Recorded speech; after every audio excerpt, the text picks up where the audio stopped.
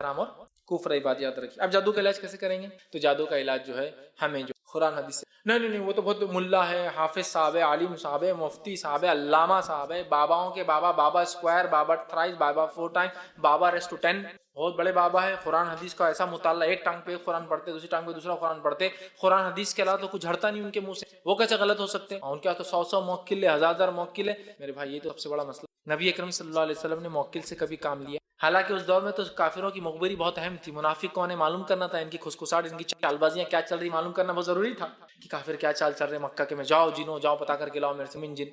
راضم بولا میرے موکل ہے 10-15 مومن جن. اور آپ کے لیے کیا ناممکن تھا بھائی؟ اللہ چاہتا تو اللہ جنوں کی فوج کھڑے کر دیتا تھا. تو یہ موکل رکھنا کس کی سنت ہے؟ نبی اکرم صلی اللہ علیہ وسلم ایک جن کو باندھتے جھاڑ سے، پھر بولتے مجھے سلیمان کی دعا یاد آ گئی اس لیے چھوڑ دیا. تو تم کون ہوتے اس کو موکل بنانے والے؟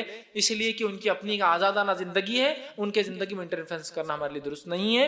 اور نبی اکرم صلی اللہ علیہ وسلم اور صحابہ اور تابعین تبع تابعین سلف صالحین اور ہمارے اماموں کے پاس کس کے پاس بھی کوئی موکل نہیں تھا. لہٰذا آپ کا یہ رکھنا، آپ انٹرفیئر کریں ان کے ورلڈ کے اندر، ان کی دنیا میں جس کو آپ دیکھ نہیں سکتے اور آپ کو وہ گھماتا ہے. تو جنوں کو رکھ کر علاج کرنا بھی جائز نہیں، جنوں کو رکھ کر بھی علاج کرنا جائز نہیں. کس سے علاج کرو؟ ایسے معالج سے جو قرآن حدیث کا پابند ہو، قرآن حدیث کے مطابق علاج کرتا ہو. نہ آپ کو کوئی تعویذ دیتا ہو، نہ کوئی گنڈا دیتا ہو، نہ پرانے استعمال کیے اور پسینے کے کپڑے منگاتا ہو، نہ گندی چندی اور گندی چیزیں آپ کی منگاتا ہو، نہ کسی کے گھر کی مٹی یا قبر کی مٹی نہیں منگاتا ہو. آپ کی ماں کا نام نہیں پوچھتا آپ سے علاج کرنے سے پہلے.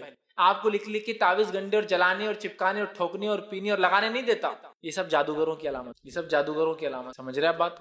نہیں وہ پرانی چندی لائے تو میں سب جادوگری کی علامت ہے. ماں کا نام پوچھتے کیا ضرورت ہے؟ ہم دنیا میں اپنے باپ کے نام سے پہچانے جاتے اور آخرت میں اپنے باپ کے نام سے پہچانے. چونکہ ماں کا، اس لیے کہ وہ رسک نہیں لینا چاہتا ہے نا. جادوگری الٹ جاتی ہے اس کی اگر باپ کا نام پوچھا اور باپ وہ نہیں ہوا. ماں تو وہی ہوتی ہے کبھی بھی، اس لیے ماں کا نام. سمجھ رہے آپ؟ تو یہ سب جادوگر ہے. کتاب و سنت کا حامل آپ کا صرف علاج کرتا قرآن حدیث سے. اس کو نہ آپ کے باپ کے نام سے کوئی مطلب ہے، نہ آپ کے ماں کے نام سے، نہ آپ کے کپڑے سے، نہ آپ کی چندی سے، نہ آپ کی کسی پیسے سے، نہ روپے سے. وہ آپ کا علاج کرتا ہے قرآن حدیث کے مطابق پڑھ کر، اس کو دم کر کے، اور باتیں جو ثابت ہے اور کچھ باتیں جو تجزیے سے، تجزیہ سمجھتے ہیں ایکسپیریمنٹ کو پتہ چلیے. اس لیے کہ قرآن میں روحانیت اور روحانی بیماریوں کا تو مکمل علاج ہے، لیکن قرآن میں جنی بیماریوں کا بھی علاج ہے، لیکن اس کو تجزیہ ایکسپیریمنٹ کر کے معلوم. اللہ نے قرآن میں فرمایا وَنُنَزِّلُ مِنَ الْقُرْآنِ مَا هُوَ شِفَاءٌ وَرَحْمَةٌ لِلْمُؤْمِنِينَ. ہم نے قرآن کو نازل کیا اور اس میں شفا رحمت ہے. تو من القرآنی کا لفظ ہے. پورا قرآن تو روحانی بیماریوں کے لیے، نفاق کے لیے، کفر کے لیے، شرک کے لیے، حسد کے لیے علاج ہے.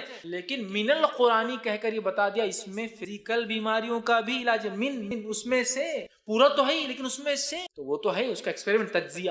تو بہت سارے علماء تجزیے سے نکالتے یہ آیت پڑھنے سے یہ اثر ہوتا ہے، جن پر یہ اثر ہوتا ہے، جادو ٹوٹ جاتا ہے، فلاں ہوتا ہے. تو ایسا تجزیہ ایکسپیریمنٹڈ بھی اگر کچھ لوگوں نے کیا جو قرآن اور حدیث کے حامل ہو، ان سے آپ علاج کروا سکتے ہیں. علاج کے لیے کون سی دعائیں پڑھنا ہے، کس بات کو کتنی بار دہرانا ہے اور کیا کرنا ہے، کیونکہ یہ بات پہلے سے ہم نے طے کی تھی. لیکچر میں نہیں بولوں گا آپ کو چونکہ اتنا ٹائم نہیں ہوگا. انشاءاللہ جس DVD تیار ہوں گے نیٹ پہ جائیں گا، ایک ایک آیت اور ایک ایک دعا آپ کو ڈسپلے میں آتی جائیں گی. آپ دیکھیں اس عنوان سے متعلق آپ کون سی کتابوں کا مطالعہ کریں تاکہ آپ کو کچھ باتیں پتہ چلے. ساری کتابوں کا نام اور اس کی تصویریں آپ کو انشاءاللہ جب DVD یا نیٹ کے ذریعے یہ جب اپلوڈ ہو جائیں گا، اور انشاءاللہ جس ایکسپیکٹڈ ہے رمضان سے ایک دن پہلے اپلوڈ ہو جائے گا، کمنگ تھرسڈے یا اس کے بعد کا رمضان سے پہلے. امید ہے کہ ہم فوراً کر دیں گے جلد سے جلد، جتنے جلدی ٹریک پہ لگا کر. تو بہرحال آپ کو ڈسپلے میں آ جائیں گی دعائیں کیا کیا پڑھنا ہے، کتنے بار، کس طریقے سے. چونکہ اگر میں بیان کروں گا پھر آپ بھول جائیں گے، تو اس میں انشاءاللہ جو دعائیں ڈسپلے میں ہوں گی آپ روک کر دعاؤں کو لکھ لیں، اسنیپ شاٹس لے سکتے ہیں یا اس کو آپ خود ریپیٹ کر سکتے ہیں. ہم چاہیں گے تاکہ وہ ڈیٹیل میں دعائیں جائیں، آپ آرام سے دیں. ترتیب، ترکیب، پڑھنے کا طریقہ اور تجزیہ، ایکسپیریمنٹ جو لوگوں نے کیا اور ان کو کیسے فائدے ہوئے، وہ آپ کو ساری چیزیں اس کے ذریعے بتائی جائیں گی، تاکہ لیکچر بھی تھوڑا میرا کم ہو جائے گا اور وہ زیادہ آسان ہے. چونکہ میں دعا کتنی ہی پڑھوں گا آپ بھول جائیں گے، یاد نہیں. عربی ہماری زبان تو ہے، تو لہٰذا آپ اس کے اندر دیکھیں گے اس کی ترکیب، اس کا طریقہ کار، وہ ساری چیزیں انشاءاللہ عزیز آپ جب DVD کی شکل میں آئیں گا اسے دیکھ کر آپ کو بتایا جائیں گا، اس میں آپ دیکھ سکتے. بس آخری بات کہہ کر اس لیکچر کو ختم کرتا ہوں. سوال جواب کے سیشن میں جو باتیں بچ گئی آپ بہرحال پوچھ سکتے ہیں.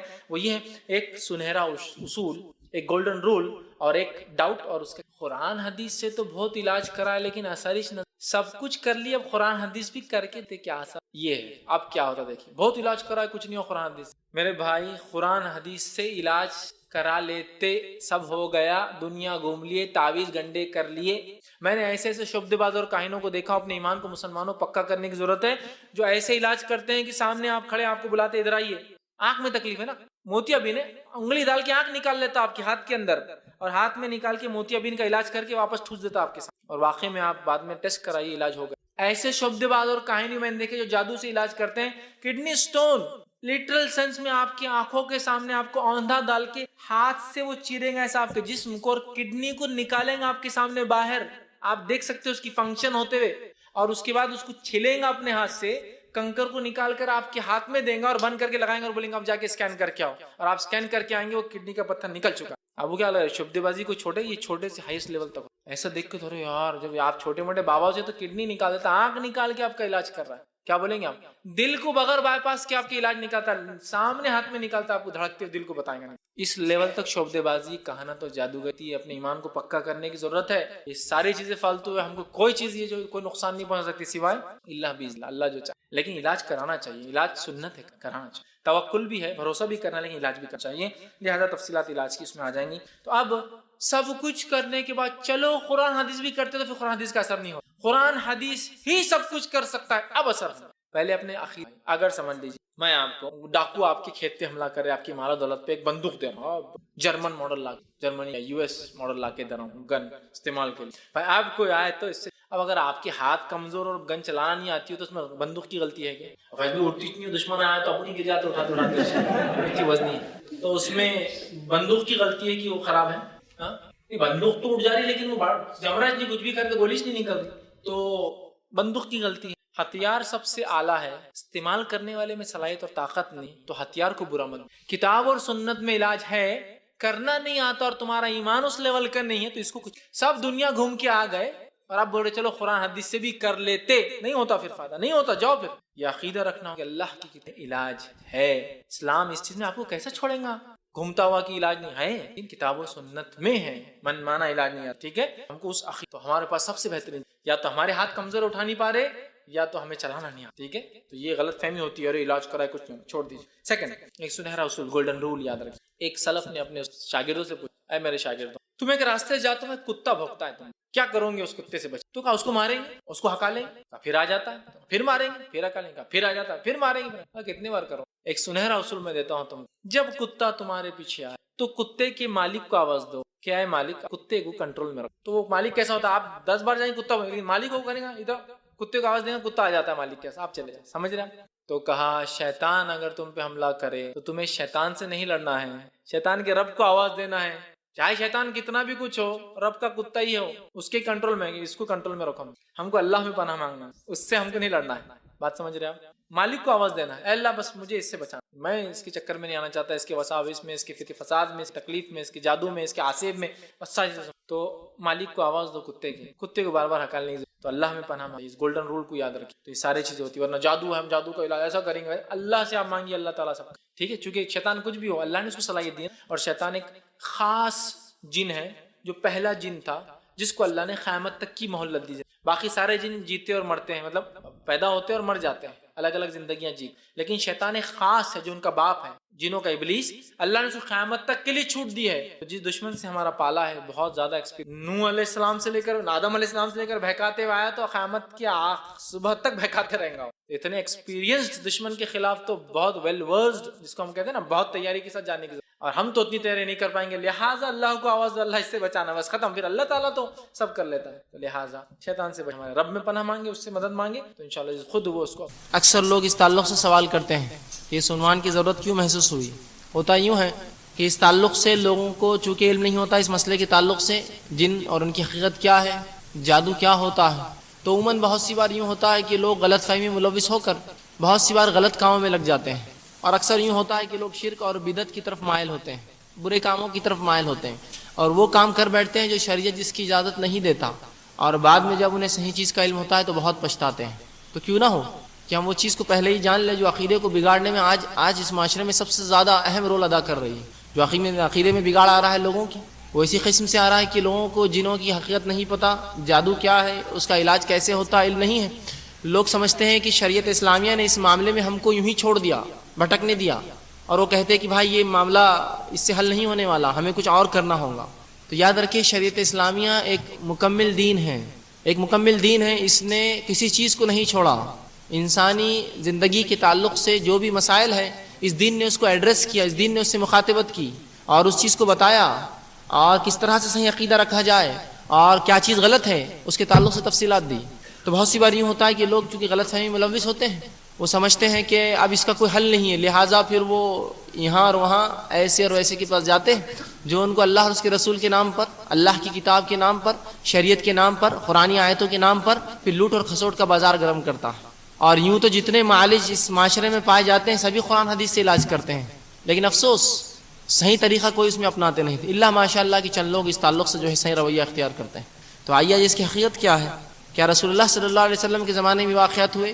آپ صلی اللہ علیہ وسلم نے کیا کیا، کس چیز کا حکم دیا، شریعت مطہرہ نے اس معاملے میں کیا گائیڈ لائنز دی، کیا ہمیں جو ہے باتیں بتائی کہ کس چیز پر عمل کریں؟ انشاءاللہ مختصر سے اس وقت میں یہ تمام چیزیں رکھنے کی کوشش کروں گا اور اس کی سنگینیاں بھی رکھوں گا کہ اس کی حقیقت کیا ہے۔ سب سے پہلی چیز تو یہ کہ میں نے جس طرح سے خطبے میں آپ کے سامنے قرآن پاک کی جو ہے 3 آیتیں تلاوت کی۔ پہلی آیت جو میں نے تلاوت کی، اللہ فرماتا ہے وما خلقت الجن والانس الا لیعبدون، کہ ہم نے جنوں اور انسانوں کو خالص اپنی عبادت بندگی کے لیے پیدا کیا۔ تو قرآنی آیت یہاں ایک چیز کی طرف اشارہ کر رہی ہے اور وہ ایک مخلوق ہے جس کی طرف اشارہ ہو رہا ہے، اور وہ ایسی مخلوق ہے جس سے سوال و جواب ہونے والا ہے، اسی لیے انس اور جن کو ساتھ لایا گیا اور کہا وما خلقت الجن والانس الا لیعبدون، میں نے جنوں اور انسانوں کو خالص اپنی عبادت کے لیے پیدا کیا۔ تو گویا جن بھی کوئی ایک مخلوق ہے جو ہم جیسی ہے اور اسے انہی چیزوں کا حکم ہے جو ہمیں حکم ہے، اور وہ مکلف ہے اپنے رب کے سامنے، وہ جواب دہ ہے، اسے جواب دینا ہے اپنی کارکردگی اپنے اعمال کے اعتبار سے۔ اسی لیے کہا وما خلقت الجن والانس الا لیعبدون۔ دوسری مخلوقات کے تعلق سے اللہ نے یہ نہیں کہا، ہاں تمام اللہ کی دیگر مخلوقات وہ اللہ کی اطاعت، حمد و ثنا اور کبریائی بڑائی بیان کرتے رہتی ہے۔ صرف یہ 2 مخلوق ایسی اس کو اختیار ہے، ایمان لائے یا کفر اختیار کرے، شریعت اسلامیہ پہ چلے یا منمانی کرے۔ تو کہا ان دونوں کو بھی میں نے عبادت کے لیے پیدا کیا جیسا تمام مخلوقات کو اپنی عبادت کے لیے پیدا کیا۔ اس طرح اللہ رب العزت سورہ ہجر کی آیت نمبر 27 میں فرماتا ہے اور کہتا ہے، اللہ فرماتا ہے وَالْجَانَّ خَلَقْنَاهُ مِنْ قَبْلُ نَارِ السَّمُومِ، کہ ہم نے جنوں کو انسان سے پہلے پیدا کیا، اور بنا لو والی آنکھ سے پیدا کیا۔ تو یہاں ان کی تخلیق کے تعلق سے تفصیلات آ رہی ہے کہ ان کی تخلیق ہم نے کیسے کی۔ آدم کی تخلیق مطلب ہماری تخلیق مٹی سے ہوئی، فرشتوں کی تخلیق اللہ نے نور سے کی، جنوں کی تخلیق اللہ نے آنکھ سے کی، اور مختلف مقامات پر ان کے تعلق سے تفصیلات دی گئی اور بتایا گیا۔ تو یہاں فرمایا ہم نے جنوں کو اس سے پہلے، آدم سے پہلے جو ہے بنا لو والی آنکھ سے پیدا کیا، ناری سموم کے لفظ استعمال کیا، بنا لو والی آنکھ، اس سے ان کی تخلیق ہوئی۔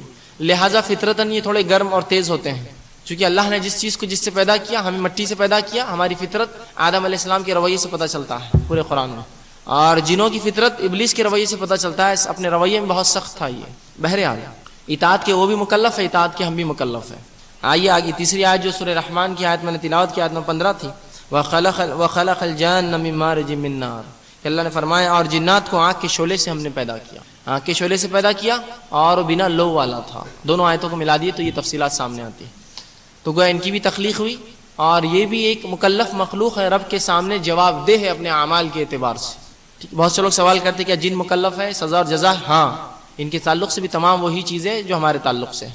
اب آئیے ہم امت کا یہ حال دیکھتے ہیں اس مسئلے میں کہ امت افراط اور تفریط کی شکار ہے اس مسئلے میں۔ کچھ لوگ وہ ہوتے ہیں جو سرے سے ان کا انکار کرتے، کہتے ہیں نہیں ایسی کوئی مخلوق ہے ہی نہیں، یہ فالتو چکر میں مت جائیے آپ۔ کچھ لوگ وہ ہیں جو اتنے ان کے پیچھے پڑ جاتے ہیں کہ گھر کا لوٹا بھی ہل جاتے کہتے ہیں ہاں جنہوں نے ہلایا ہوگا۔ تو ایک افراط حدوں سے آگے، بس ہر چیز انکار کہ نہیں ایسا ہو ہی نہیں سکتا، جو دکھتا نہیں وہ کیسے ہو سکتا۔ اور دوسرے تفریط کہ بس کچھ بھی ہوا تو تقدیر قسمت کوئی ان کے پاس مانا نہیں، قدر اور قضا، بس جنہوں نے کیا ہوگا جادو سے ہوا ہوگا فلاں۔ یہ دونوں کا موقف اور رویہ غلط ہے۔ آئیے شریعت کا اس میں کیا موقف ہے، شریعت ہمیں کیا چاہتی ہے، شریعت نے کیا معاملات دیے، میں آپ کے سامنے آج وہ رکھنے کی کوشش کروں گا۔ عموماً بہت سی باتیں اس درس میں ایسی آئیں گی، قابل غور بھی ہوں گی اور انسان کو تعجب میں بھی ڈالیں گی، لیکن یاد رکھیے یہ تمام کی تمام باتیں بدلیل آپ کے سامنے رکھنے کی کوشش کروں گا، یا تو اللہ کی کتاب سے اس کے حوالے دوں گا یا رسول اللہ صلی اللہ علیہ وسلم کی احادیث صحیحہ سے اس کے حوالے دینے کی کوشش کروں گا، لیکن ہوتا ہے۔ تو آئیے اب ان لوگوں کا موقوف جو انکار کرتے اس مخلوق کا اور کہتے نہیں ایسی کوئی مخلوق ہے ہی نہیں، جو گرم مزاج آدمی مرد ہوتے ہیں یا آدمی ہوتے ہیں یا انس ہوتے ہیں، انسان ہوتے ہیں، بس وہی جن یہاں مراد ہے، جبکہ رب العزت فرق کرتا وما خلقت الجن والانس سے فرق کیا، وخلق الجان، اور ہم نے جن کو پیدا کیا، یہاں فرق بتایا جا رہا ہے واضح، یہاں فرق واضح ہے۔ پھر بھی لوگ کہتے ہیں نہیں غصے والے انسان جن ہیں اور سادے انسان وہ انس ہیں۔ یاد رکھیے اس کی کوئی دلیل نہیں ہے، یہ بنا سر پیر کی منمانی تفسیر اور بات ہے، جو بہت سے لوگ آپ دیکھیں گے تفسیروں میں بھی یہ غلطی کر چکے ہیں. تو اللہ رب العزت نے ان دونوں کو الگ الگ گنوایا. سورۃ الجن میں ان کا واقعہ گنوایا اور رسول اللہ صلی اللہ علیہ حدیث شریفہ میں بار بار اس کا تذکرہ آیا. پتہ نہیں پھر بھی امت کیوں اس معاملے میں افراد و تفرید کی شکار ہے. تو کچھ لوگوں کا موقف یہ ہوتا ہے کہ نہیں جو دکھتا نہیں ہے اس کو ہم مانتے نہیں ہیں. آج کے جدید دور کے اندر جدید سائنسی علوم کو پڑھ کر عصری علوم حاصل کر کے وہ سمجھتے ہیں ہم نے بہت بڑا جو ہے خلا جیت لیا اور اب ہم کو سب سمجھ میں آ گیا، سچ کیا ہے، جھوٹ کیا ہے، غائب کیا ہے اور ظاہر کیا ہے، باطن کیا ہے، بس ہم کو اب سب پتہ ہے. لہٰذا جنوین کچھ بھی نہیں ہوتا، اس لیے کہ سائنس سے یہ پروف نہیں ہو سکتے. اور جب تک ہم کسی چیز کو دیکھتے نہیں ہم اقرار نہیں کرتے اس کا. ایسے بھی تھوڑے لوگ آخری لڑائی لڑاتے ہیں. آئیے ہم دیکھتے ہیں کیا واقعے میں انسان زندگی میں اپنے وہ چیز ہے جس کو دیکھ نہیں پاتا، چھو نہیں پاتا، محسوس نہیں کرتا، کیا انکار کرتا ہے؟ آئیے دیکھتے ہیں. ہم عام زندگی میں تو وہ چیزیں جن کو نہ چھو پاتے ہیں، نہ محسوس کر پاتے ہیں، نہ جان پاتے ہیں، ایمان رکھتا ہے. لیکن دین کے معاملے میں نہیں وہ تو سب دکھتے وکھتے نہیں، نہ سب فالتو باتیں ہیں، وہ نہیں ماننا چاہیے. آئیے بتاتا ہوں. لوگ کہتے ہیں میرا بینک اکاؤنٹ ہے. میرا یہ سوال ہے کہ آپ نے کبھی دیکھا آپ کا بینک اکاؤنٹ کہاں رہتا ہے؟ کئی مینیجر کو بولی میرا بینک اکاؤنٹ بتائیے، وہ نہیں کچھ بینک اکاؤنٹ نہیں رہتا، سب ایک جگہ پیسہ جمع ہوتا، تم کو ایک پاس بک دیتے، چیک بک دیتے، بس یہی اکاؤنٹ ہے، جاؤ پاگل چالے مت کرو باقی بینک میں. تو آپ بولیں گے ارے میں بینک اکاؤنٹ کو مانتا ہی نہیں، وہ دکھتا ہی نہیں ہوتا. بینک اکاؤنٹ کسی نے دیکھا کہ آج تک بڑے بڑے لوگوں کے اکاؤنٹس ہوتے کروڑوں کے، کسی نے دیکھا اپنا بینک اکاؤنٹ؟ نہیں. پھر بھی ایمان رکھتے ہیں اس پر. تعجب کی بات ہے، اللہ اور اس کے رسول کی باتوں سے انکار کرتے ہیں اور دنیا کی چھوٹی موٹی باتوں پہ اقرار کرتے ہیں اور یہ مانتے ہیں کہ غائب میں بھی کچھ چیزیں ہوتی یہ سمجھ میں نہیں آتی. لوگ کہتے ہیں کہ عام زبان میں مجھے بخار ہے. سوال یہ کیا بخار کو دیکھا کبھی؟ کیا چھوا اس کو تم نے؟ پھر کیسا مانتے ہو؟ مانتا نہیں بخار ہے، جاؤ. آپ کہ نہیں وہ اس کی علامات سے محسوس ہوتا ہے، جسم گرم ہو جاتا ہے اور فلاں فلاں ہوتے، ہاتھ پیر دکھتے تو ہاں علامتوں سے ظاہر ہوتا ہے.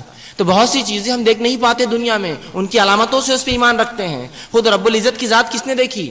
اللہ رب العزت قرآن میں سورہ بقرہ میں پہلی صفت متقین کی فرماتا ہے الذین یؤمنون بالغیب، ایمان لاتے ہیں غائب پر. غائب کیا ہے؟ جو دیکھ نہیں سکتے، جو چھو نہیں سکتے، یہی تو غائب ہے.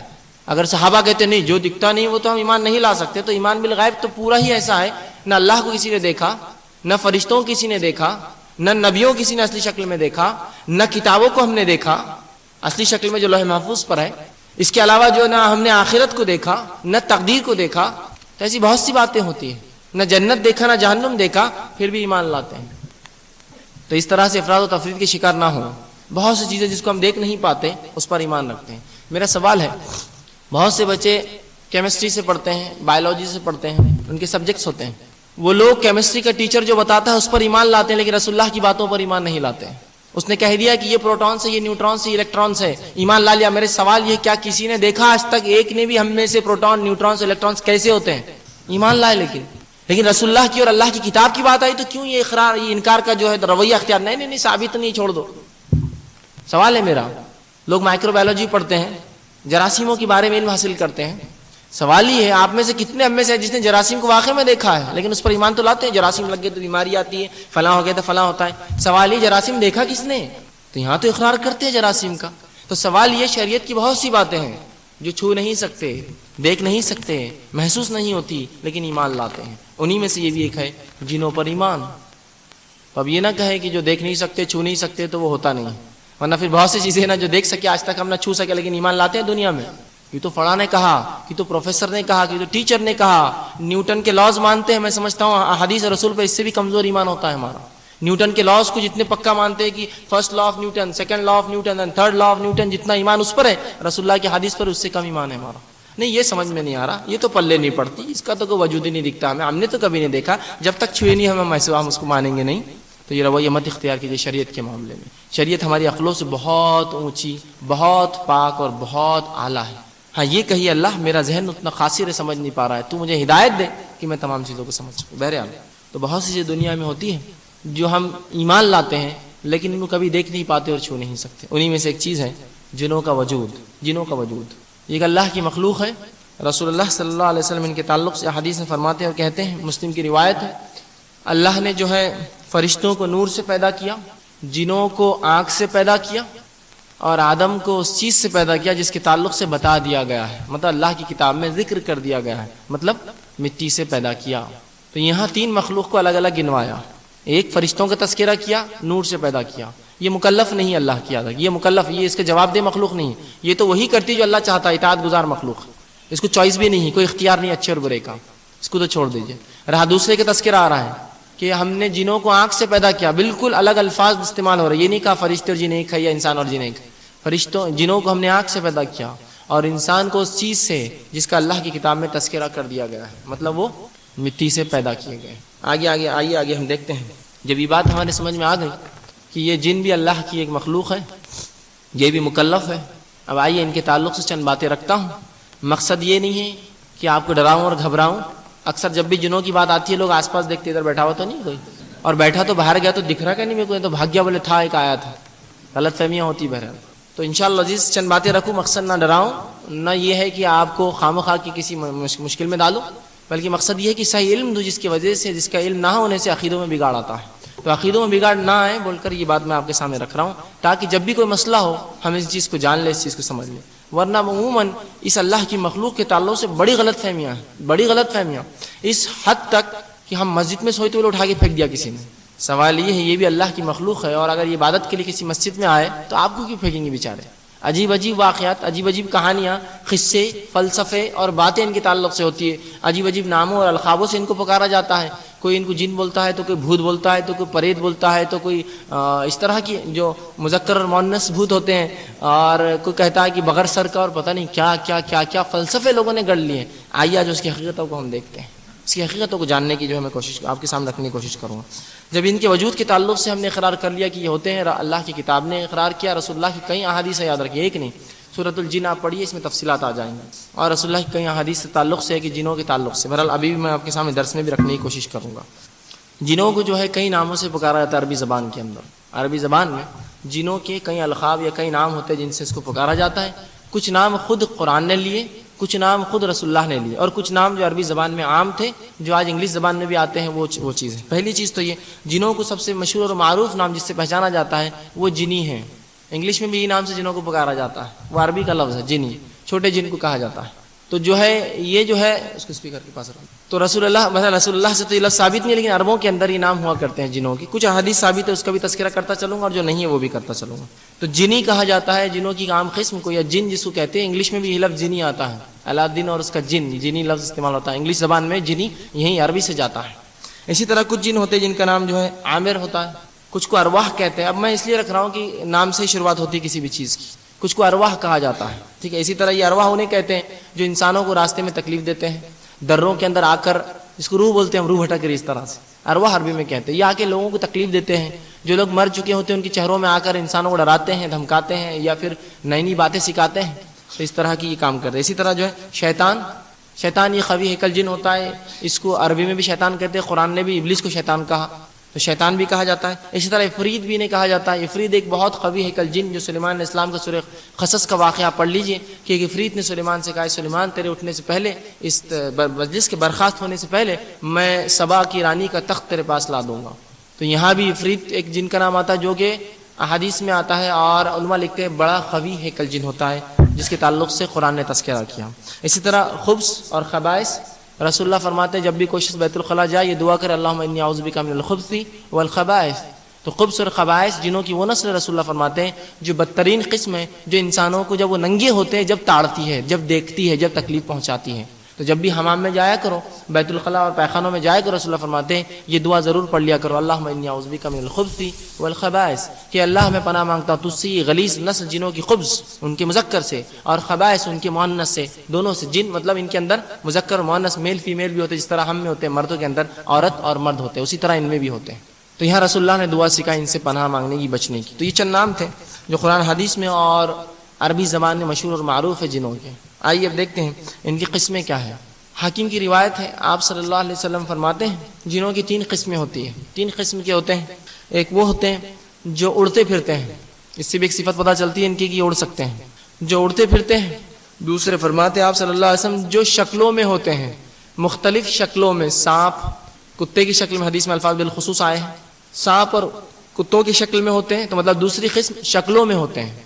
تیسری رسول اللہ صلی اللہ علیہ وسلم فرماتے وہ ہیں جو کبھی کہیں ٹھہرتے ہیں اور کبھی سفر کرتے ہیں، کبھی رکتے ہیں اور کبھی چلتے ہیں. تو یہ 3 قسمیں رسول اللہ صلی اللہ علیہ وسلم بتائیں ان کی رہائش کے اعتبار سے. ایک وہ جو اڑتی پھرتی ہے، دوسری قسم وہ جو جانوروں کی شکل میں یا کسی شکل میں آتی ہے. لیکن میں پھر کہوں گا ہر چیز پر یہ شک مت کیجیے آپ کی جن تو نہیں ہے کہیں، ورنہ کوئی کتا آ کے آپ کے سامنے کچھ کھا رہا بولے جان دو چھیڑو مت، پتہ نہیں جن تو نہیں ہو، یہ معنی نہیں یاد رکھیں. آگے رکھوں گا اس کی تفصیلات رکھوں گا کہ شکلیں کب لیتے ہیں اور کیا نقصان ان کو ہوتا ہے اس میں. بہرحال تیسری وہ شکل ہوتی ہے جنوں کی جو کسی مقام پر کبھی ٹھہرتی ہے اور کبھی جو ہے سفر کرتی ہے، نکل جاتی ہے، مطلب خانہ بدوش جس کو کہیں گے، رکتے ہیں اور چلے جاتے ہیں. تو بہرحال رسول اللہ صلی اللہ علیہ وسلم نے ان تینوں قسموں کا تذکرہ کیا. اب آئیے پہلی چیز تو یہ جان لیں، جب اڑنے کے تعلق سے ان کی حدیث آتی ہے، اللہ رب العزت نے ان کو بہت تیز اڑنے کی صلاحیتیں دی ہے. یہ پہلے آسمان تک رسائی کر سکتے ہیں چند سیکنڈ یا چند منٹوں میں، جس کو ہم کہیں گے. اتنی قوت ان کو اللہ رب العزت نے دی ہے. اور یاد رکھیے اللہ جب بھی کوئی نعمت دیتا ہے اس کا سوال بھی کرے گا. اللہ رب العزت نے فرما دیا سورہ تکاثر میں کہ جو نعمتیں دی جائیں گی اس کے تعلق سے تم سے سوال ہوگا. تو جن اور انس کو جو نعمتیں دی گئی سوال ہوگا. اگر صحیح استعمال ہوتا ہے تو فائدہ ہوگا، غلط استعمال کرتا ہے تو اس کو جواب دہ ہے. تو ان کی صلاحیتوں میں یہ ہے جیسے رسول اللہ اڑتے پھرتے ہیں، یہ پہلے آسمان تک رسائی کر سکتے ہیں. دوسری جو شکلوں میں ہوتے ہیں، یاد رکھیں جن کبھی بھی شکل بآسانی نہیں لیتے، اس لیے کہ جب یہ کسی شکل میں آ جاتے ہیں تو پورے طبعی قوانین، فزیکل لاز ان پہ لاگو ہو جاتے ہیں. مثال کے طور پر ایک جن نے کتے کی شکل لی اور کسی نے کتے کو مار دیا تو وہ ختم ہو جائے گا. تو تمام طبعی قوانین اس پہ لاگو ہو جا سکتے، وہ انسان کی نظروں کے سامنے اپنی اہلیت کو بدل نہیں سکتے. وہ ایک مقام پر اللہ نے ان کو رکھا ہے، اس مقام سے بدل کر یہاں آتے ہیں. تو ایسا نہیں ہو سکتا کہ کوئی کتا آپ کو دیکھ کر یوں غائب ہو جائے. تمام طبعی قوانین اس پر لاگو ہو جاتے ہیں. تو کوئی جن اتنی بڑی غلط فہمی نہیں کرتا عموماً. گو یہ کر سکتے ہیں، گو یہ روپ لیتے ہیں، انسانی شکل بھی لیتے ہیں. ابو ہریرہ رضی اللہ عنہ کی بخاری کی روایت میں وہ غلہ چرانے آیا، جو کھجور جمع کی گئی تھی عید الفطر صدقے کی، فطرے کی، وہ کھجوریں چرانے آیا تھا. تو انسانی شکل میں آیا، لیکن جو ہی ابو ہریرہ رضی اللہ عنہ اس کو پکڑا تو مجبور ہو گیا، کیونکہ وہ طاقت میں کم تھا ان سے. تو کہا مجھے چھوڑ دو، معاف کر دو. تو پتہ چلا تمام طبعی قوانین اس پر لاگو ہو جاتے ہیں جب وہ شکل لیتا ہے. تو عموماً شکل نہیں لیتے، یاد رکھیں عموماً شکل نہیں لیتے، لیکن لے سکتے ہیں خصوصاً، کوئی حرج نہیں اس کے اندر، ٹھیک ہے. لیکن ہر چیز کو اسی کی طرح منسوب کرنا، بلی ہے تو یہ تو کہ جن تو نہیں ہے، کتا ہے تو یہ جن تو نہیں ہے. یاد رکھیے ہمارے محلوں کے اندر کتوں کے ساتھ جو سلوک ہوتا ہے، کبھی کوئی جن یہ رسک نہیں لے گا اپنے بدل کر مسلمان محلے سے گزرنے کا. ہمارے بچے تو جیسا دیکھتے رہتے، کراس گرفت میں آیا پتھر تیار رہتا، اس کو معلوم کتے کو کہ یہاں پھٹکے پڑنے والے یہ محلے کے اندر، وہ بیچارہ دبتے ہوئے نکلتا. تو کوئی بھی جن یہ رسک نہیں لیتا. گو یہ شکل لے سکتا ہے، لیکن تمام طبعی قوانین جو لاگو ہو جاتے ہیں وہ اتنی بڑی غلطی نہیں کرتا عموماً. لیکن ہاں خصوصی طور سے یہ کام وہ کر سکتے ہیں. جیسے کہ ابو ہریرہ رضی اللہ عنہ کے حدیث میں آتا ہے کہ یہ بھوکا تھا، اس کی بیوی بچے بھوکے تھے، وہ آیا اور کچھ کھجوریں چرانے لگا. آپ نے پکڑ لیا اور کہا آج تو رسول اللہ کے پاس تجھے پیش کر، کہا مجھے معاف کر دو، بہت بھوکا غریب آدمی ہوں، بچے بھوکے تھے، کچھ لے جا رہا ہوں. کہا ٹھیک ہے کل نہیں آنا. اس نے وعدہ کیا کل نہیں آؤں گا. جب فجر ہوئی رسول اللہ کو بتایا، اللہ کے رسول صلی اللہ علیہ وسلم نے کہا کہ وہ آج بھی آئیں گا. ابو ہریرہ رضی اللہ عنہ کہتے اب تو میں مستعد ہو گیا، رسول اللہ نے کہہ دیا تھا آج آئیں گا. جب رات ہوئی تو میں انتظار میں تھا اور واقعے میں آیا ہوں. میں نے پکڑا اس کو، کہا آج تو رسول اللہ کے پاس لے جا کر ہی رہوں گا تجھے، آج بھی چوری. تو کہا نہیں میں بہت پریشان حال ہوں، مجھے معاف کر دو، اب نہیں آؤں گا، وعدہ کرتا ہوں. کہا ٹھیک ہے. رسول اللہ صلی اللہ علیہ وسلم فجر میں پوچھا ابو ہریرہ کیا ہوا؟ تو کہا اللہ کے رسول وہ پھر آیا تھا، آپ نے جیسا کہا تھا، پھر بہت گزارشات کی، میں نے چھوڑ دیا، آج اور آئیں گا. کہا ٹھیک ہے. ابو ہریرہ رضی اللہ عنہ فرماتے آج تو میں نے طے کر لیا اس کو آج چھوڑوں گا نہیں. جب آیا ہو تو بحران پکڑ لیا، کہا آج مجھے یقین تھا رسول اللہ نے بتایا تو آئیں گا، آج تو رسول اللہ کے پاس ضرور لے جا کے سزا دلاؤں گا. تو کہا نہیں میں تمہیں ایک ایسی بات بتاؤں گا جس کو اگر تم پڑھ لو تو 2 فرشتے جو ہے رات بھر تمہاری حفاظت کرتے فجر تک. کہا کیا ہے؟ تو کہا جب بھی تم سو آیت الکرسی پڑھ کر سو، کوئی جن اور کوئی انسان جو ہے تمہیں تکلیف یا جو کوئی جن تمہیں تکلیف نہیں پہنچا سکیں گے، اللہ کے 2 فرشتے تمہاری حفاظت فجر تک کریں گے. جب یہ کہہ کے چلے گا ابو ہریرہ رضی اللہ عنہ صبح فجر میں پہنچے. کہا کیا ہوا آج تمہارے غلام تمہارے قیدی کا؟ کہا رسول اللہ آج بھی آیا تھا، میں نے تو پکڑ لیا اس کو، آپ نے چونکہ کہا تھا، لیکن بہت گزارشات کی اور کچھ چیزیں مجھے بتا کر گیا، میں نے چھوڑ دیا. کہا کیا کہا؟ تو کہا کہ اس نے کہا کہ جو شخص آیت الکرسی پڑھے رات میں سونے سے پہلے 2 فرشتے حفاظت کرتے. تو کہا ہاں یہ بات اس نے سچ کہی، لیکن وہ اکثر جھوٹ کہتا ہے. اے ابو ہریرہ تمہیں پتا ہے کہ تمہارا قیدی کون تھا؟ تو کہا اللہ و رسول عالم، اللہ اس کے رسول جان ہمیں کیا معلوم تھا کیا تھا.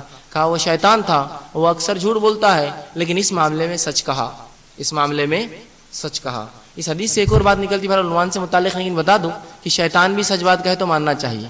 رسول اللہ نے اس کے اوپر صداقت دے دی، سند دے دی کہ شیطان تھا لیکن سچ بات کہی، اٹیسٹیفیکیشن ہو گیا، ٹھپا مل گیا اس کو. بہت سے لوگ کہتے ہیں ان کی بات نہیں سننا چاہیے، ان کا ہمارے جماعت سے تعلق نہیں، اس سے تعلق نہیں، وہ سب نہیں یاد رکھیے. حق بات جو بھی بولے، کوئی بھی انسان بولے، اس کو لینا چاہیے ہمیشہ، حق ہوتا ہے، ٹھیک ہے. اور باطل پھر کوئی بھی بولے، کتنا ہی بڑا اور چھوٹا آدمی ہو، اس کو چھوڑ دینا چاہیے. اس حدیث نے بہرحال یہ چیز ہی بتائی ہم کو کہ حق بات جو بھی رہے، شیطان تھا، جھوٹ بولتا، لیکن کہا اس بار سچ کہا رسول اللہ نے اس کو، دے دیا تو اللہ اور اس کے رسول کی سند آ جائے کسی کی بات پر تو وہ بات حق ہو گئی، پھر یاد رکھیے اس کو جھٹلایا نہیں جا سکتا. نہیں انہوں نے بولے اس لیے چھوڑ دینا صحیح بات نہیں. بہرحال یہ تو ان کی اقسام تھے. اسی طرح کچھ جانور ہوتے ہیں جو ان کو دیکھ سکتے ہیں. رسول اللہ صلی اللہ علیہ وسلم فرماتے ہیں، ابو داؤد کی روایت ہے، جب تم رات میں سو اور کتے کو بھونکتا ہوا یا روتا ہوا سنو یا گدھا چلائے تو پناہ مانگو اللہ میں شیطان مردود سے. یہ وہ چیزیں دیکھتے ہیں جو تم نہیں دیکھتے، یہ وہ چیزیں دیکھتے ہیں گدھا اور کتا جو تم نہیں دیکھتے. تو لہٰذا جب بھی سو یا جب بھی ان کی آواز سنو رات میں تو اللہ میں پناہ مانگو شیطان مردود سے. مطلب یہ دو جانور شیاطین کو دیکھتے ہیں. ٹھیک. اب آئیے دنیاوی دلیل بھی دیتا ہوں، اس کی دنیاوی دلیل بھی دیتا ہوں اور ایک چیز سمجھانے کی کوشش کرتا ہوں. اگر بات سمجھ میں آ جائے تو بہت اچھی بات ہے. ہم لوگ میلے اور ٹھیلوں میں جاتے ہیں، میلوں اور ٹھیلوں میں جاتے ہیں. میلوں اور ٹھیلوں میں کچھ شوز ہوتے ہیں، شو ہوتے ہیں نا. بالخصوص دو ہی شو ہوتے ہیں، کتے کا شو یا گدھے کا شو. غور کیا کبھی آپ نے اس چیز پر؟ آپ کہیں بھی جائیے، کوئی بھی جو میلے فیئرس لگتے ہیں ان میں دو چیز جانوروں کے شو ہوتے ہیں بالخصوص، ایک کتے کا شو اور ایک گدھے کا شو. کتے کا شو کیا ہوتا ہے؟ وہ کتے سے پوچھتا دیکھو یہاں کون جڑوا ہے، ایک آیا ایک نہیں آیا، تو کتا برابر جا کے ہاتھ رکھ دیتا، بولتے ہو کتے کو بھی غائب کا علم ہے دیکھو کہ وہ کہاں سے آیا معلوم ہے. یا گدھے کا شو ہوتا ہے، وہ بولتا دیکھو اس میں سے کون سی عورت ہے، اس کا 10 روپیے صرف. وہ گدھا برابر جا کے کھڑے ہو کے ہی نہیں آتا، ہاں دیکھو برابر. وہ عورت سے پوچھا تو بولتی ہاں 10 ہی روپے تھے میرے پاس. تو آپ بولتے واہ واہ کیا گدھا ہوشیار ہے یہ کیا کتا. اندازہ لگائیے یہ گدھا ہمیں گدھا بنا رہا ہے. اصل بولے تو یہ گدھا ہمیں گدھا بنا رہا ہے، ہمارے ایمان کے ساتھ کھلواڑ کر رہا ہے، کھلواڑ. اس لیے کہ یہ دو وہ جانور ہیں جو شیطان کو دیکھ سکتے ہیں. تو ان کا مالک، ان کا آقا شیطان کے ذریعے ان سے یہ کام کرواتا ہے کہ ایک شیطان اس کے پاس ہوتا ہے جس کو بہرحال وہ اپنی زبان موکل کہتے ہیں، لیکن شریعت میں ان کا قید کرنا، ان کو بند کرنا جائز نہیں. انشاءاللہ تفصیلات آگے آئیں گی. تو وہ اس کو قید کر کے رکھتا ہے، پھر اس گدھے اور اس کتے کو بولتا ہے، اس گدھے اور کتا جو شیطان کو دیکھ سکتے ہیں حدیث میں آتا ہے، پھر اس شیطان کو بولتا ہے کون ہے اس میں، اس کا 10 روپے. اور شیطان جا کر جیبا ٹٹول کر دیکھ لیتا ہے، آ کر گدھے کو پکڑ کے لے جاتا ہے. یہ آدمی گدھا جا کے کھڑے ہو جاتا ہے، انسان کو گدھا بناتا ہے. اور مسلمان ماں باپ خوشی سے دکھا رہے گدھے کا شو ہے. یہ گدھے کا شو دکھا کے اپنی حیثیت ہم کم کر رہے ہیں، کیونکہ انسانوں کی ہم کو نہیں معلوم، گدھے کو معلوم ہے تمام باتیں. عجیب بات. تو یہ شیطان کا بگاڑ ہے، شیاطین کے ذریعے کام کرواتا ہے. اور تعجب ہے گدھے اور کتے کے علاوہ کوئی جانور آپ کو کبھی نہیں ملے گا. میں شرط دیتا ہوں آپ کو، شرطیہ بات کرتا ہوں آپ کو، چیلنج کرتا ہوں، گدھے اور کتے کے علاوہ کوئی جانور استعمال نہیں ہوتا جادو میں. کیوں؟ رسول اللہ فرماتے ہیں یہ وہ دو جانور ہیں جو وہ دیکھتے ہیں جو تم نہیں دیکھتے. یہ شیطان کو دیکھتے، انہی کے ذریعے یہ لوگ شوز کراتے ہیں اور مسلمان معصوم بچوں کے عقیدے بگاڑتے ہیں. تو ماں باپ کا یہ کام ہے. تھوڑی دیر کے لیے انٹرٹینمنٹ ہوتا ہے، لیکن بچے کو کیا تصور دے رہے ہیں آپ کہ اللہ کے علاوہ بھی یہ سب چیزیں جاننے والا کوئی ہے، وہ بھی ایک گدھا اور کتا. وہ شیطان کے ذریعے کام کرتا ہے، لیکن اب بچوں کو کون بتائیں گا یہ بات؟ عقیدے تو خراب ہو جاتے ہیں اس سے. تو اس معاملے میں احتیاط کریں. آئیے ان کا اور ہمارا تعلق کیا ہے، ان کا ہمارا معاملہ کیا ہے، ان کی ہماری شروعات کیا ہے، ان کا ہمارا جھگڑا کیا ہے. یہ بات بھی بڑی اہم ہے. شروعات ان کی یوں ہوئی، اللہ رب العزت قرآن میں فرماتا ہے جیسا کہ ہم سب جانتے ہیں، رسول اللہ صلی اللہ علیہ وسلم حدیث میں بھی آتا ہے، اللہ نے ابلیس کو، شیطان کو آدم سے پہلے پیدا کیا. بخاری مسلم اور ترمذی کی حدیث کا مجموعہ ہے. آپ صلی اللہ علیہ وسلم فرماتے ہیں جب اللہ نے آدم کی تخلیق شروع کی تو یہ آ کے آدم کے اطراف گھوما کرتا. اللہ جب آدم علیہ السلام تخلیق کر رہے تھے تو وہ گھومتا اور آدم علیہ السلام کو بجاتا. اور جب بجاتا تو آدم علیہ السلام اندر سے کھوکھلے تھے، مٹی کا پتلا جو تھا آپ کا کھوکھلا تھا. تو جب بجاتا تو اس کو یقین ہو گیا کہ جو مخلوق بن رہی ہے کمزور ہوں گی اندرونی طور سے، اسی لیے اتنے آسانی سے ہمارے باپ آدم علیہ السلام کو اس نے بہکایا. تو وہ جانتا تھا جو مخلوق بن رہی ہے وہ مخلوق کمزور ہوں گی، اپنے اعتبار سے کمزور ہوں گی، وہ بہت جلدی باتوں میں آئیں گی. ٹھیک ہے. اور بہرحال وہ جانتا تھا، وہ بجاتا اور بار بار آدم علیہ السلام کے اطراف ارد گرد گھوما کرتا. رسول اللہ فرماتے ہیں گھوما کرتا، اور یہیں سے اس کو کچھ نہ کچھ کوفت اور جلن شروع ہوئی، جس کا نتیجہ تب نکلا جب اللہ رب العزت نے حکم دیا فرشتوں کو جھکنے کا آدم کے سامنے، اور ابلیس کو بھی بہرحال وہ حکم تھا. اب یہاں غلط فہمی امت میں جو پائی جاتی وہ یہ ہے کہ ابلیس جو ہے یہ پہلا فرشتہ تھا، لوگ سمجھتے ہیں. اور پہلے آسمان میں پتہ نہیں کتنے ہزار سال عبادت کیا، دوسرے آسمان میں کتنے ہزار سال عبادت کیا، ادھر سے ادھر جھولا لیتا تو 70,000 فرشتوں کو تعلیم دیتا، ادھر سے ادھر جھولا لیتا تو 70,000 فرشتوں کو تعلیم دیتا. ایک دن جل گیا آدم سے، جل گیا تو پھر بغاوت کر دی، مخالفت کی، فرشتوں کی گینگ لے کے نکل گیا وہاں سے. جبکہ فرشتوں کے تعلق سے ہمارا ایمان ہے.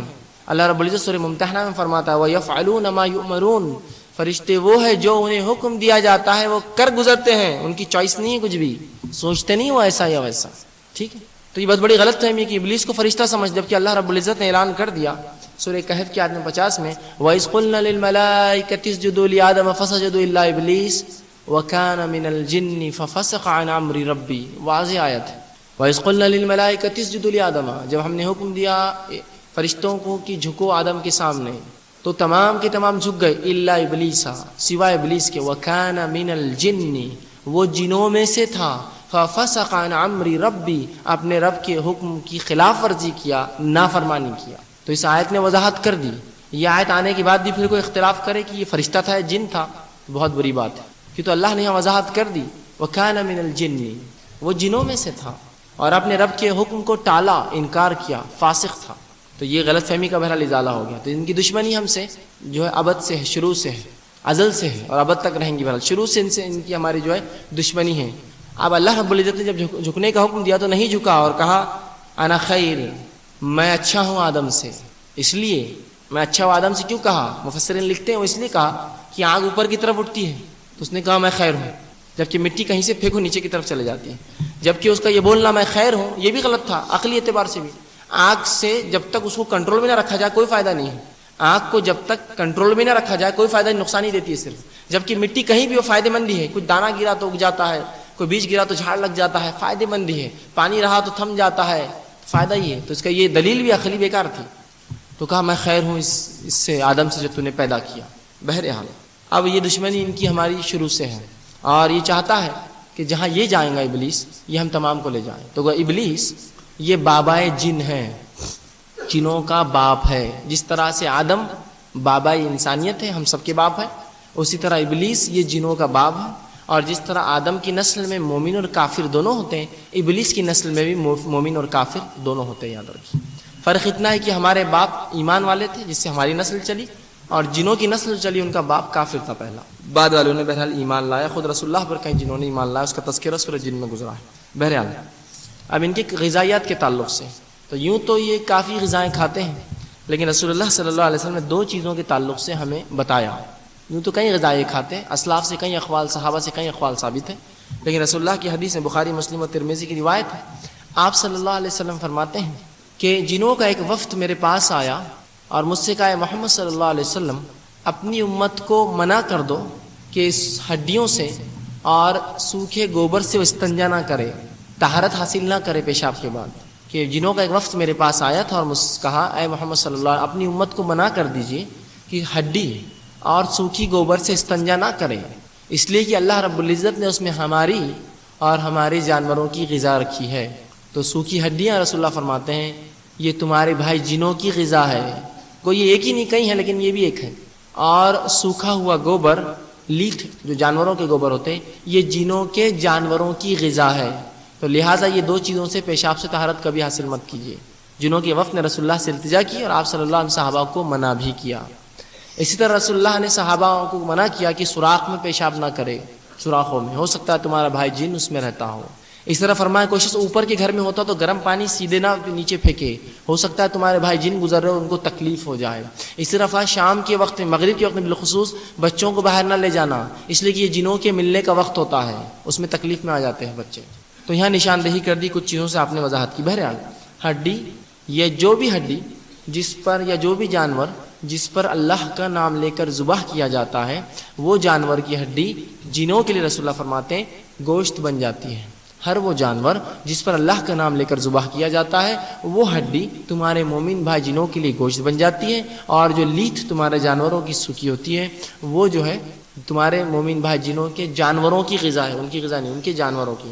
اس حدیث سے ایک بات اور پتہ چلی کہ ان کے جانور بھی ہوتے ہیں۔ کیسے؟ واللہ اعلم بالصواب، اللہ جانتا ہے، کہ تو رسول اللہ نے سے کوئی وضاحت کسی صحیح حدیث میں نہیں کی، لہٰذا اس معاملے میں ہم بھی خاموش رہتے، بس اتنا تو پتہ چل گیا جانور بھی ہوتے ہیں۔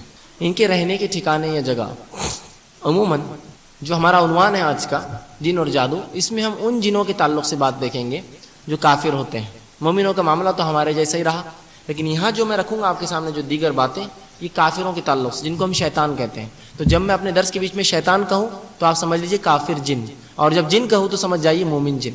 ٹھیک ہے۔ تو یہاں اکثر جو باتیں ہوں گی شیاطین کے تعلق سے ہوں گی، برے جنوں کے تعلق سے ہوں گی۔ ٹھیک ہے۔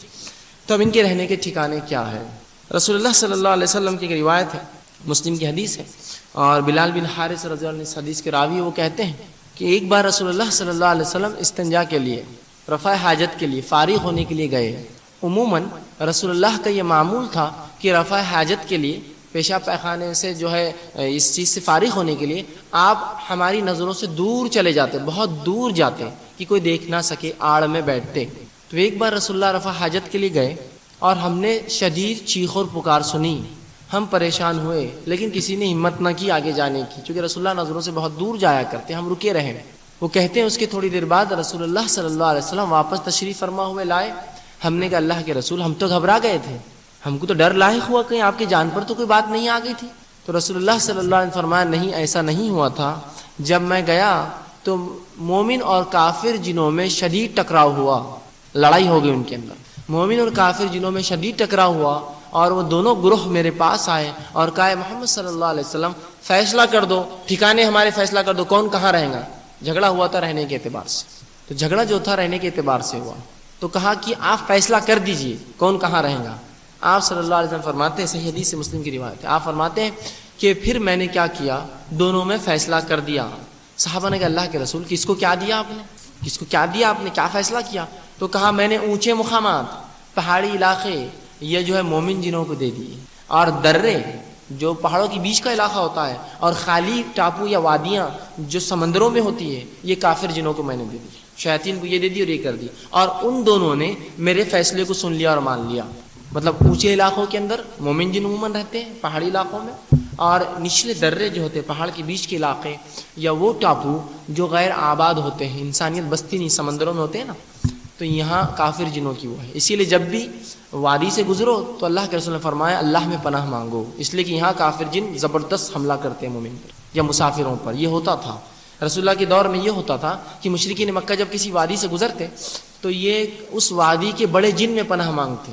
رسول اللہ فرماتے اس وجہ سے یہ ہوتا کہ وہ جن اور آب و تاب سے حملہ کرتا، تاکہ اگلی بار لگے کہ پناہ مانگے تو یہ حال ہے، تو اگلی بار اور پناہ مانگتے۔ تو اس طرح سے وادی اور دروں میں یہ رہتے۔ اسی طرح جو ان کے رہنے کی جگہ ہیں جو بالخصوص شیاطین رہتے ہیں، وہ جان لیں قبرستانوں میں رہتے ہیں، اس لیے قبرستان وہ جگہ ہے جہاں عبادات کا حکم نہیں ہے، یہ وہاں ہوتے ہیں۔ اسی طرح جو حمام اور پیخانوں میں یہ ہوتے ہیں، بیت الخلاء جس کو ہم کہتے ہیں، اکثر چونکہ انسان یہاں ننگا ہوتا ہے اور عموماً طہارت نہیں ہوتی ہے اس کو، تو یہاں بھی یہ اکثریت پایا جاتا ہے، اسی لیے یہاں رسول اللہ نے کہا جب بھی داخل ہو پناہ مانگو۔ اسی طرح جو ہے یہ ویران وادیوں میں بستے ہیں، ویران وادیوں میں، تو جب بھی وادیوں میں گزر ہو اللہ میں پناہ مانگے شیطان مردود سے، ویران وادیوں میں رہتے ہیں۔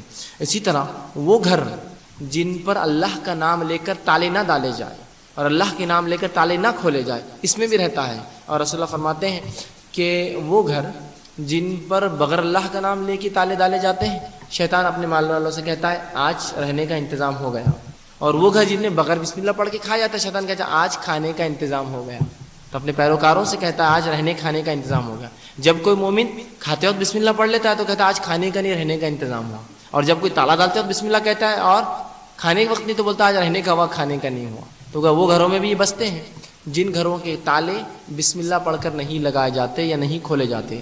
رسول اللہ فرماتے ہیں جن گھروں کے تالوں قفلوں پر بسم اللہ پڑھ کر لگایا جاتا ہے، شیطان مدد نہیں کرتا چوروں کی کھولنے میں، وہ خود کرے الگ لیکن مدد شیطان کی مدد نہیں ہوتی اس کو۔ تو تالے جب بھی گھر کو ڈالے اللہ کا نام لے کے ڈالے، تالے جب بھی کھولے اللہ کا نام لے کے کھولے گھر کے دروازوں کے بالخصوص۔ اسی طرح یہ جو ہے قبرستانوں میں، بیت الخلاء میں، اور کوڑا کرکٹ گندی چیزیں جہاں ڈالی جاتی ہیں عموماً ویران وادیوں میں، ان قسم کے مقام پر شیاطین جن ہوتے ہیں۔ آئیے ان کی طاقت کا کیا معاملہ ہے، ان کی قوت و طاقت کیا ہے؟ رب العزت نے اپنی کتاب، رسول اللہ صلی اللہ علیہ وسلم نے اپنی حدیث میں کافی تفصیلات دی ہیں۔ سب سے پہلی چیز تو ان کی طاقت اور قوت کے تعلق سے سلیمان علیہ السلام کا واقعہ یاد کر لیجیے، جس میں سلیمان علیہ السلام کے حکم پر جن جو ہے بڑے بڑے تعمیرات کرتے ہیں، اور ایسی تعمیرات جن کے تعلق سے آج بھی جو ہے سائنس پریشان ہے۔ اگر بیت المقدس اور اس کے اطراف کی تعمیرات آپ دیکھیں تو سائنس آج بھی پریشان ہے کہ اس زمانے میں کیا ٹیکنالوجی رہی ہوں گی جو اتنے بڑے بڑے پتھر مسجد اقصیٰ کے جو ہے دیواروں میں لگے ہیں، جن میں سے کچھ پتھر تو ایسے جو 700 ٹن کے ہیں ایک پتھر، اور جو 20-20 25-25 فٹ کے ہائٹ پہ نصب کیے ہوئے، ایسا نیچے نہیں زمین کے پاس۔ تعجب کی بات ہے کہ یہ کرین 700 ٹن آج بھی مشکل ہے اٹھانا، اللہ کی بہت بہت خاص کرینیں آتی ہیں، 700 ٹن کوئی چھوٹا موٹا وزن نہیں ہوتا ہے۔ تو ایک پتھر کا سائز 700 ٹن ہے، ظاہر سی بات ہے چونکہ ہم جانتے ہیں یہ کیسے کام ہوا تھا۔ اللہ رب العزت نے قرآن میں بیان کر دیا کہ یہ سلیمان کے لیے بڑی بڑی تعمیرات کرتے اور بڑی بڑی دیگیں بناتے جن کو انسان ہلا نہ پائے، اور جو ہے غوطے لگاتے اور سیفیاں اور موتیاں جو سمندر میں سے نکال کے سلیمان کو لاتے، وہ اس لیے کہ سلیمان علیہ السلام کے تابع ان کو کیا گیا تھا، تابع کیا گیا تھا۔ لیکن سلیمان علیہ السلام کے بعد یہ کسی کے لیے جائز نہیں کہ ان کو تابع کرے، آئیے اس کی دلیل رسول اللہ صلی اللہ علیہ وسلم حدیث جس میں آپ فرماتے ہیں میں کل رات نماز پڑھ رہا تھا، مسلم کی روایت ہے، میں کل رات نماز پڑھ رہا تھا، ایک شیطان آیا، مجھے تکلیف دی اور کوشش کی میرے منہ پر آنکھ کا انگارہ مارے، میں نے اسے دھر دبوچا اور پکڑ لیا اور اس کو مسجد نبوی کی ایک جھاڑ سے باندھ دیا اور کہا کہ کل صبح اشرار شریر قسم کے بچوں کو تجھ پر چھوڑوں گا اور تجھے مزہ چکھاؤں گا، اشرار بچوں کو چھوڑ دوں گا۔ صحابہ نے کہا اللہ کے رسول پھر کہاں ہے جب فجر میں آئے؟ تو کہا لیکن میں نے اسے چھوڑ دیا، مجھے اپنے بھائی سلیمان کی وہ دعا یاد آ گئی، اے اللہ میرے بعد ایسی ملکیت کسی کو عطا نہ کرنا، تو میں نے آزاد کر دیا اس کو۔ اور یہ سلیمان علیہ السلام کی وہ دعا ہے، تمام مفسرین لکھتے قبول ہوئی تھی، ایسی سلطنت کسی نبی کو نہیں ملیں گی بعد میں۔ وہ سلطنت یہ تھی کہ جن انس جھاڑ پہاڑ ہوا سب آپ کے تابع اللہ نے کی تھی، یہ سلطنت رسول اللہ کو بھی نہیں ملی، یاد رکھیے، بہت خاص چیز تھی یہ، جو اس نبی کا معجزہ تھا سلیمان علیہ الصلوۃ والسلام۔ تو مجھے اپنے بھائی سلیمان کی وہ دعا یاد آ گئی کہ اللہ میرے بعد ایسی ملکیت کسی کو عطا نہ کرنا، یہ سلیمان کا معجزہ اور ملکیت تھی کہ جنوں اس کے قبضے میں ہوتے ہیں، لہٰذا میں نے چھوڑ دیا، پھر اس کو آزاد کر دیا۔ رسول اللہ نے اس کو قید کرنا پسند نہیں کیا، اس لیے کہ یہ غلط ہے، جو سلیمان علیہ السلام کے تابع تھے وہ اللہ کی طرف سے تھے، ٹھیک، بہرحال۔ اسی طرح جو ہے یہ جو ہے عفریت کا واقعہ بھی آپ جانتے ہیں، قرآن میں اس سے بھی طاقت کا اندازہ ہوتا ہے کہ عفریت نے کہا کہ اے سلیمان آپ کی اس مجلس سے ختم ہونے سے پہلے وہ تخت سبا کی رانی کا میں لا لوں گا، تو یہاں بھی عفریت کی طاقت کا تذکرہ ہو رہا ہے۔ اسی طرح ان کی یہ بھی طاقت ہے کہ پہلے آسمان تک رسائی ہے ان کی، یہ پہلے آسمان تک پہنچ کر سکتے ہیں، پہلے آسمان تک ان کی رسائی، وہ کب کرتے ہیں انشاءاللہ آگے میں رکھوں گا۔ اسی طرح جو ہے انسانی جسم میں خون کی طرح بھی دوڑتے ہیں، بخاری کی واقعہ رسول اللہ نے فرمایا آپ صلی اللہ علیہ وسلم اعتکاف میں تھے، آپ کی بیوی آپ سے ملنے آئی، جب وہ رسول اللہ چھوڑنے آئے اس کو گھر تک تو دو صحابہ گزر رہے تھے، جب دیکھا رسول اللہ کو پیچھے ہٹ گئے، آپ صلی اللہ علیہ وسلم نے ادھر آؤ، انہوں نے کہا ادھر آؤ، وہ دونوں آئے، کہا یہ میری بیوی ہے، تو کہا اللہ کے رسول آپ پہ شک کیسے ہو سکتا ہے؟ کہا نہیں، شیطان انسانی رگوں میں خون کی طرح دوڑتا ہے، خون کی طرح دوڑتا ہے، ٹھیک ہے۔ تو یہی وجہ ہے کہ کچھ بار آپ کی دل کی بات بھی کچھ لوگ بتا دیتے ہیں اور آپ سمجھتے بہت بڑے فلاں اور فلاں ہیں، ایسا ہوتا ہے نا، کسی کے پاس آپ دل میں گالیاں دے رہے ہوتے، بیٹے بڑوں کو گالیاں نہیں دینا، بولتے میں نے گالی دی، کیسا پتہ چلا؟ اس لیے کہ وہ شیاطین کے ذریعے کام کرواتے ہیں۔ اس کی دلیل